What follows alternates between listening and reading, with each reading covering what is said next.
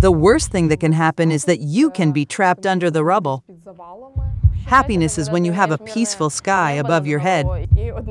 One day at 1:30 in the morning, she writes, "Dash, I'm sorry for everything I did. There's a shooting in our neighborhood. I might get killed."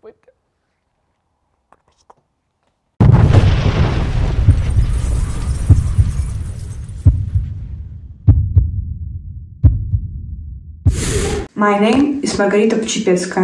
I'm from Kharkiv in Ukraine. I'm 15 years old. This is a student of school 131 in Kharkiv, Margaryta Pochepetska, appealing to the international community for help. An address recorded in February 2022 in a bomb shelter, where this girl was hiding from the missiles and shells that the Russian aggressor was using to destroy Kharkiv in those days. He destroyed the inhabitants of this city, including children, which the Kremlin dictator called the denazification of Ukraine. Streets, schools, and sleeping areas are ruined. Rockets are stuck near the Kharkivian citizens' places. Civil people are dying for nothing. I'm a child, and my childhood is ruined. All my life, I will be scared of loud noises and bright flashes. I will eat till my stomach is full. These are the consequences of Margaryta's experience of the horrors of war. In other words, traces of Russian aggression that will be imprinted on this girl's soul for years to come.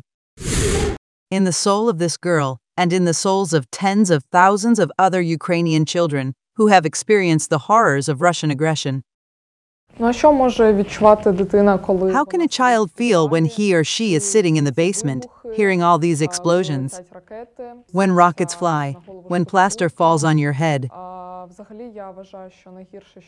In general, I believe that the worst thing that can happen is that you can be under the rubble. When you're lying down, can't do anything yourself. You can't move your arms or legs. All you have to do is wait until you are liberated.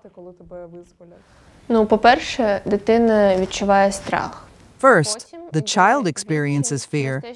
Then there is despair because of the realization that when you are in the basement and a rocket hits the building, God forbid, it will destroy everything.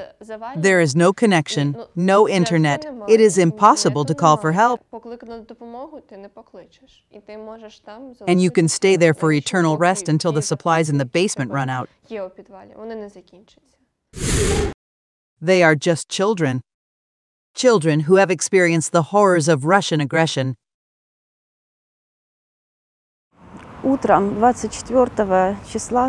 the morning of the 24th, we woke up to loud explosions. It was clear that something terrible had started. My son was still sleeping at that time. He did not wake up. He wakes up with an alarm and starts getting ready for school. I told him, "Son, you're not going to school today." I said, "The war has started."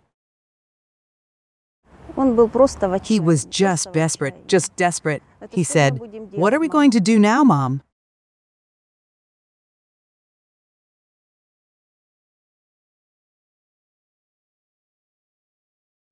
My son and I lived in Donetsk until 2014. After the war broke out, we were forced to move to Kharkiv. We thought that this would be our permanent place of residence because it was so peaceful. Most of our relatives lived here.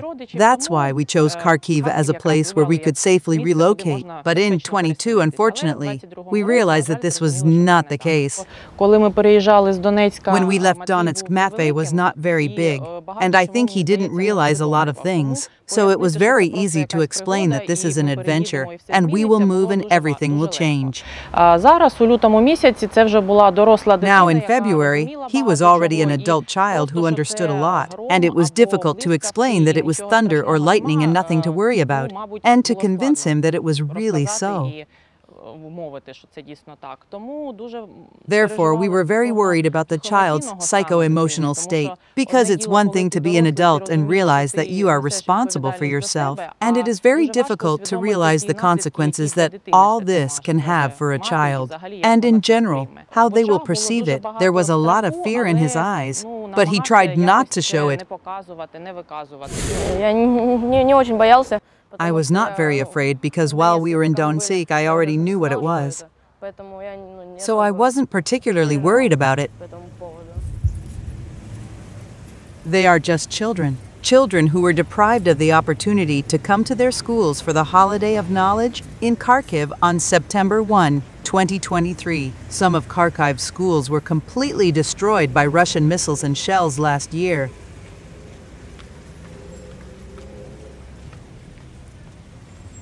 Others are still at risk of being destroyed in the same way every day.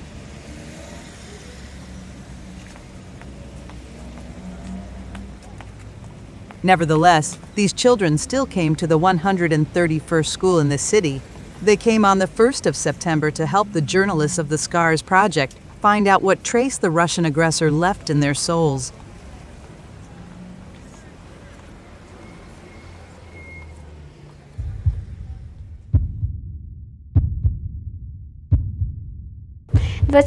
февраля я проснулась от сильных взрывов в 4 утра.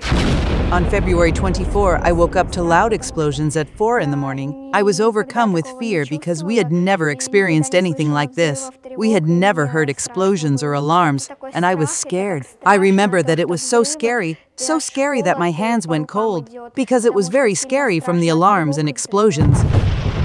В сентябре прошлого года ночью опять началась сильная бомбежка. In September last year, heavy bombing started again. We went out into the corridor because it was safer there. While we were sitting there, there was a big explosion. We all thought it had hit the car. When we looked out the window, we saw a huge hole in our house. I was so upset because all my love was invested in my room, and all my things were still there. I was very upset. I cried a lot and could not sleep until 9 in the morning. It was very scary because you realize that your life is falling apart. The realization that you may not see your loved ones. The first 6 months were a nightmare because you don't know where to go, what will happen tomorrow, whether you will be alive at all. Kharkiv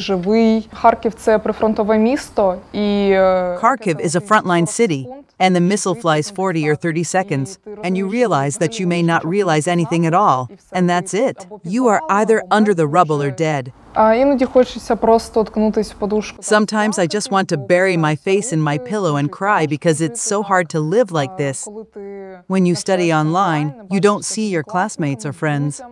When you don't know if they will come back at all, or if they are okay, because there may be no power and they don't answer you for a very long time.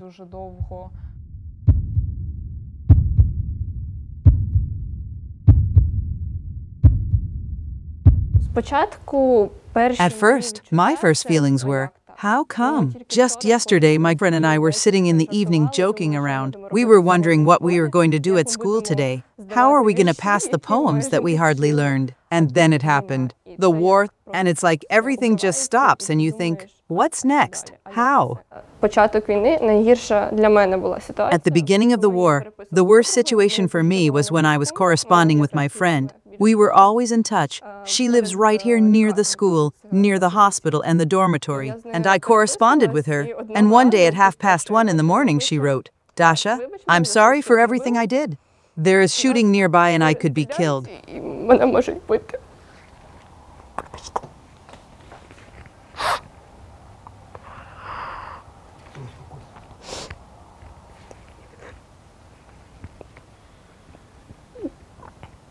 Could be killed. That was probably the worst thing, because we had been talking to her for over a decade. She was my closest, dearest person.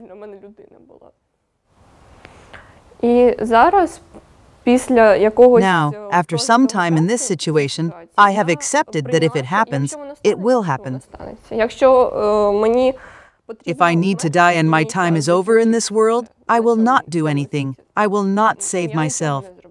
As long as I am allowed to live, I will live.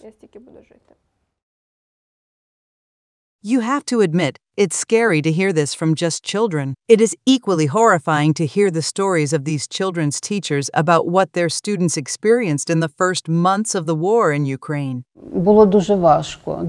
It was very difficult. It was very difficult to talk about anything at all, about literature, about beauty, about what surrounds us. It's hard to imagine the state of the children when the morning started and he said, I saw a man on the street. He was dead.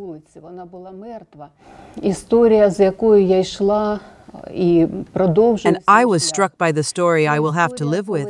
This is the story of a family that could not stand it and left Kharkiv. We had a regular online lesson on the road by phone, and the child disappeared. The lesson was interrupted. I then call my parents. After a while, they get in touch. And the mother is stressed because she can't calm the child down. During the evacuation, when everyone was seated in the carriage, this boy, who is so sensitive, asked his mother,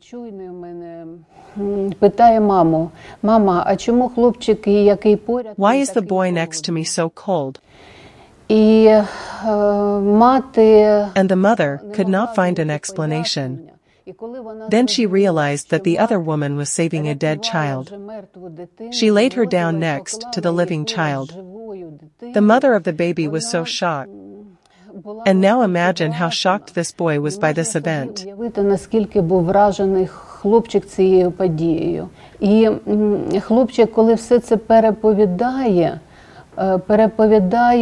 When he told me about it, he said, "I was afraid." I asked him what you were afraid of. "I'm afraid to sleep because I'm afraid not to wake up like the boy who was next to me." It was morning, everyone was awake, everyone was walking, everyone was talking. And that boy did not wake up. Now every night, I'm afraid that I won't wake up either. I will not go and hug my mom. And my mother will cry just like that boy's mother did. These are the traces of Russian aggression against Ukraine, but all this in exchange for submission to the Kremlin. Traces are invisible. But the traces are real, hence the conclusions about the problem. And the problem is quite serious, which begins with answering the question: does the horror experienced during the war have an impact on the development and psyche of children?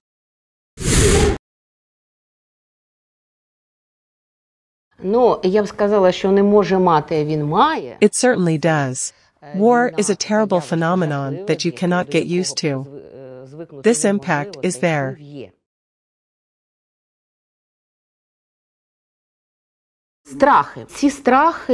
Fears.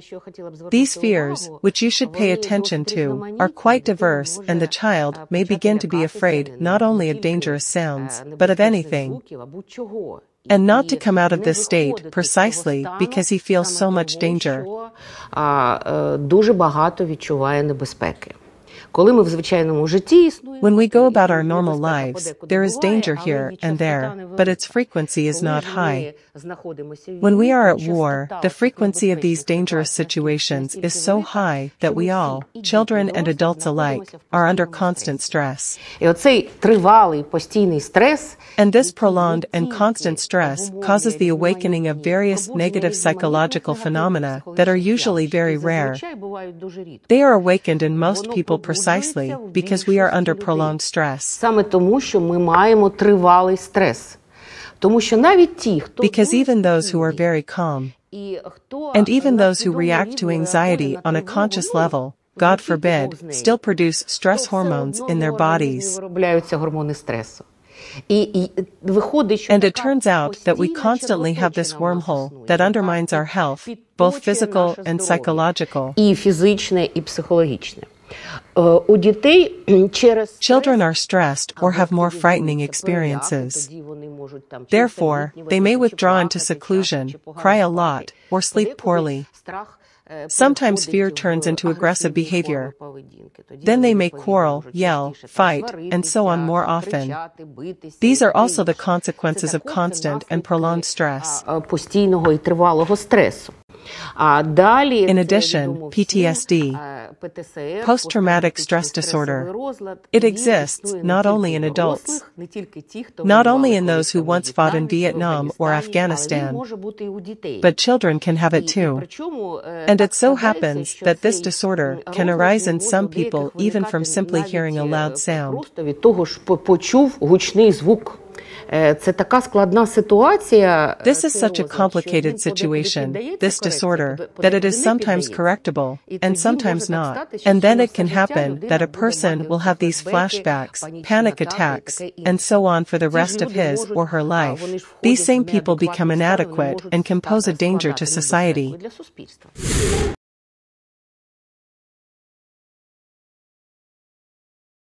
They are just children.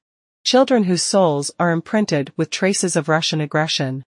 Children with their own vision of their childhood happiness, which we must provide for them, despite the presence of these horrific marks. Happiness is when the war is over. This is the most important thing for us to go to school. It is to be with your friends, to have fun, to be close to my grandparents, mom and dad. Happiness is enjoying every minute of life. Happiness is when you have a peaceful sky above your head. When your family is well, you are well, and a peaceful sky overhead.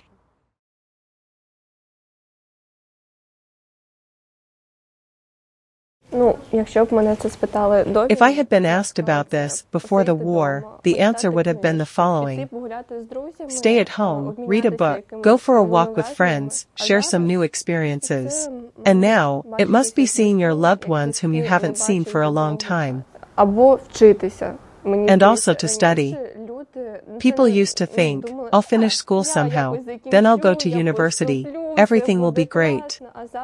And with the war, there is almost no place to study.